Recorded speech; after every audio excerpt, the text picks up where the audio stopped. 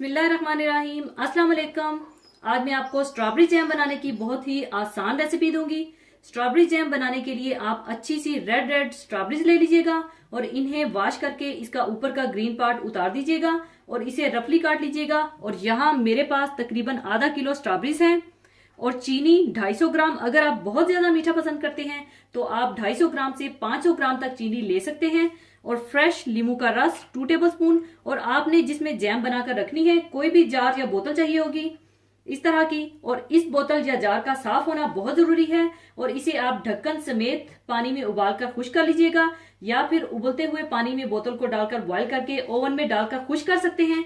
यानी जब भी आप कोई अचार, मुरब्बा या जैम बनाएं तो उसका जार हमेशा साफ होना चाहिए। तो सबसे पहले आप स्ट्रॉबेरी, शुगर और नींबू का रस मिलाकर 1 या 2 घंटे के लिए रख दीजिएगा। और अगर आप ओवरनाइट छोड़ देंगे तो ज्यादा बेहतर है। इससे क्या होगा कि एक सिरप सा बन जाएगा और इसे पकाने में आसानी होगी।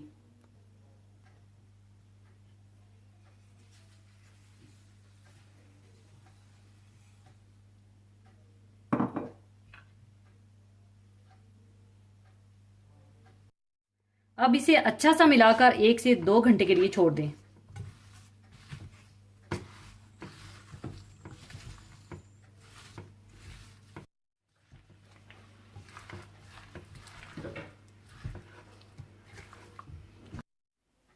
एक से 2 घंटे गुजरने के बाद आप देख सकते हैं कि इसमें सिरप सा बन चुका है। अब मैं इसे ब्लेंड करूंगी। और कुछ लोगों को जैम में फ्रूट के पीसेस अच्छे नहीं लगते, तो अगर आप ऐसे ही बनाना चाहते हैं तो बिल्कुल आप ऐसे ही बना सकते हैं। या फिर थोड़ा सा मैश करना चाहते हैं तो पोटैटो मैशर से मैश भी कर सकते हैं। लेकिन अब मैं इसे हैंड ब्लेंडर से ब्लेंड करूंगी।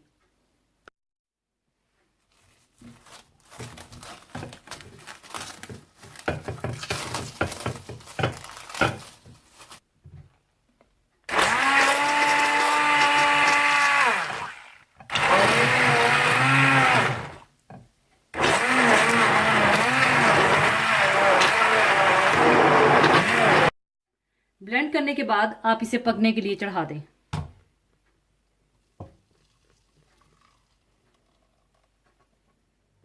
और जैम को चेक करने का तरीका यह है कि आप फ्रीजर में एक प्लेट रखकर ठंडी कर लीजिएगा और उस ठंडी प्लेट पर जैम का एक ड्रॉप डालकर देख लीजिएगा। और अगर वो जमना शुरू हो जाए और ना फैले तो इसका मतलब है जैम तैयार है, जो कि बाद में मैं आपको ऐसा ही करके दिखाऊंगी। और इसकी कंसिस्टेंसी को आप ना बहुत ज्यादा पतला रखिएगा और ना बहुत ज्यादा ओवर कुक कर दीजिएगा।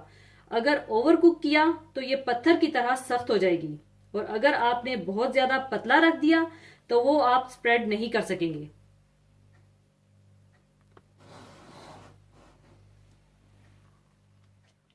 अब आप देख सकते हैं कि ये सेटिंग पॉइंट पर आ चुका है और इसे अब मैं एक प्लेट पर ड्रॉप डालकर चेक करूंगी।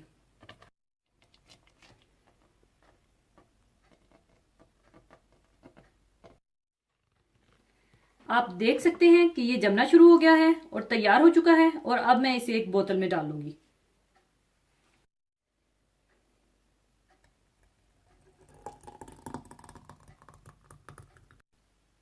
अब आप इसे ठंडा होने के लिए छोड़ दीजिए ताकि ये अच्छी तरह से सेट हो जाए। लीजिए, स्ट्रॉबेरी जैम तैयार है। इसे आप ब्रेड, क्रॉसों या केक में या किसी चीज में भी इस्तेमाल कर सकते हैं। जरूर बनाइएगा। और जाने से पहले एक हदीसे पाक शेयर करना चाहूंगी। हदीसे पाक इस तरह से है। हजरत अब्दुल्ला बिन उमर रजी अल्लाह ताला अन्हो फरमाते हैं कि मेरी आदत थी कि नबी करीम सल्लल्लाहु अलैहि वसल्लम जो कुछ फरमाते थे मैं इसे लिख लिया करता था। कुरैश ने उनको मना किया कि आ हजरत सल्लल्लाहु अलैहि वसल्लम एक बशर हैं। आप कभी गैस की हालत में होते हैं और कभी खुशी में, और तुम सब कुछ लिखते जाते हो। चुनाचा मैंने इस बिना पर लिखना छोड़ दिया और आ हजरत सल्लल्लाहु अलैहि वसल्लम से ये वाकया बयान किया। आप सल्लल्लाहु अलैहि वसल्लम ने फरमाया, तुम लिख लिया करो, इससे जो कुछ निकलता है हक होता है। आमतौर पर यह ख्याल किया जाता है कि आ हजरत सल्लल्लाहु अलैहि वसल्लम की हदीस लिखने का काम आपकी वफात के बहुत अरसे बाद शुरू हुआ।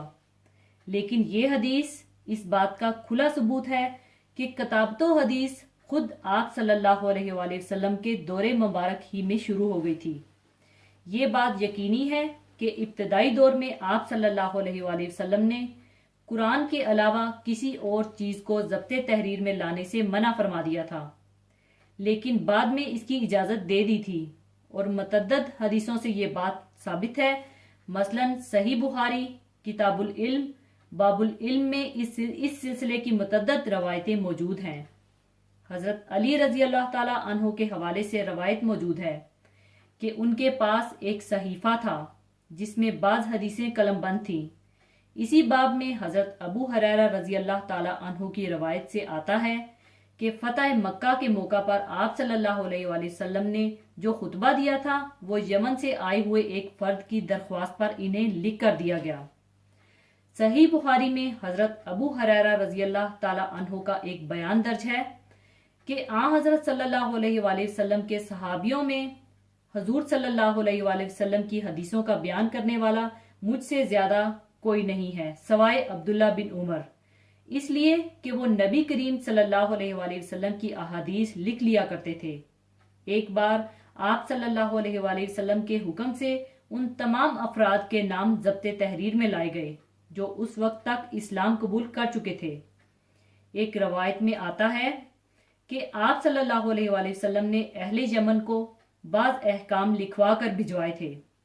हजरत अनस रजी अल्लाह ताला अन्हु के मुतल्लिक आता है कि उनके पास आप सल्लल्लाहु अलैहि वसल्लम की अहादीस लिखी हुई थी जो उन्होंने नबी करीम सल्लल्लाहु अलैहि वसल्लम को दिखा भी दी थी।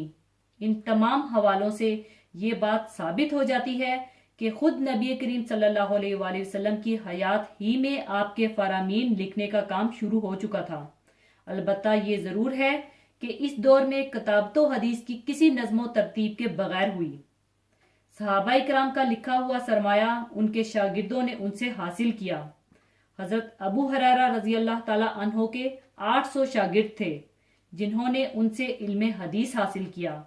उनके एक शागिर्द का बयान है, मैं अबू हुरैरा रजी अल्लाह ताला अन्हो से जो हदीसें सुनता था उन्हें लिख लिया करता था। जब मैं उनसे रुखसत होने लगा तो इन हदीसों को उनको पढ़कर सुना दिया। इसी के साथ मैं आपसे इजाजत चाहूंगी। अपना बहुत ख्याल रखिएगा, दुआओं में याद रखिएगा। अल्लाह हाफिज।